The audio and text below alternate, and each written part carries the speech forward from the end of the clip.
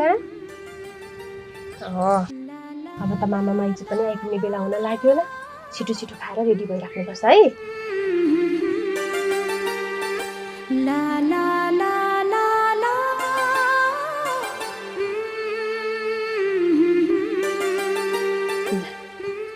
अब यहाँ हुन्जेलसम्म त मैले खुवाइदिन्थेँ उता गएपछि त आफै खानुपर्ने हुन्छ फेरि तिम्रो त बानी पनि राम्रो छैन खाना खाने बेलामा पनि कसले खुवाइदिन्छ र खाउला भनेर कुरेर बस्ने बानी छ उता स्कुलमा त के हुन्छ भने बिहानै उठ्नुपर्छ अनि बिहानै उठेर हात मुख धुनुपर्छ अनि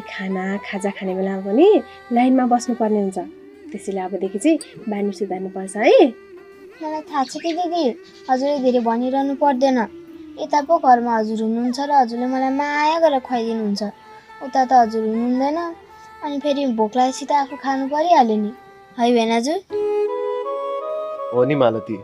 तिम्रो दिदीलाई तिम्रो बानी केही पनि थाहा छैन मलाई थाहा छ नि तिम्रो बानी हैन त हो नि भेनाजु साली भेनाजुको खुब कुरा मिल्छ है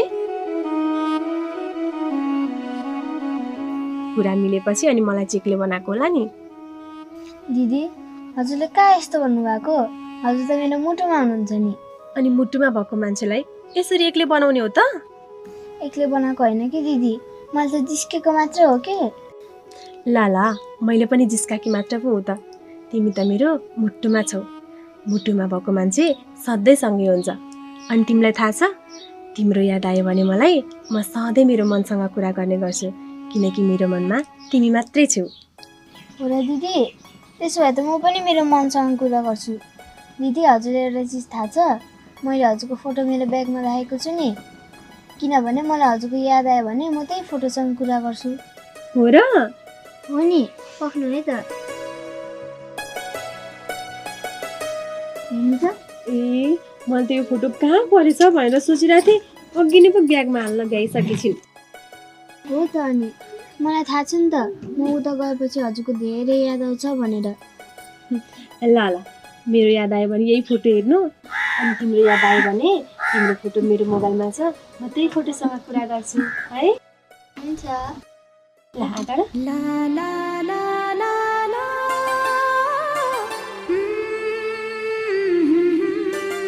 दिदी हजुर मामा र मैले जानु भएछ